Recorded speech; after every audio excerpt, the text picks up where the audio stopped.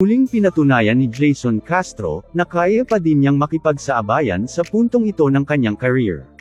Siya ay gumawa ng 23 puntos, 8 rebounds at 4 na assists, para bitbitin ang TNT sa kanilang unang panalo, nang talunin nila ang Converge sa overtime, 101-98. Nagawang makaligtas ng tropang Giga sa tangkang comeback ng Converge, sila ay naglaro sa halos buong second half na wala ang kanilang import na si Rondae Hollis Jefferson. Si Lefty Kobe ay napatalsik sa laro, dahil sa pagbato niya ng bola sa ulo ni Mike Nieto, tinapos niya ang laban na may 14 na puntos at 11 rebounds.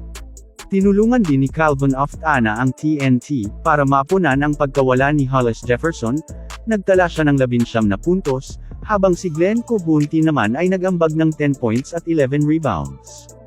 Naghatid naman ng mahahalagang puntos sila Brian Heruela at Jewel Ponferrada sa overtime. Umabante ng hanggang 18 puntos ang TNT, pero dahil sa pagkawala ni Hollis Jefferson, ang Converge ay muling nakabalik, at napuwersa pa nila ang laban sa overtime.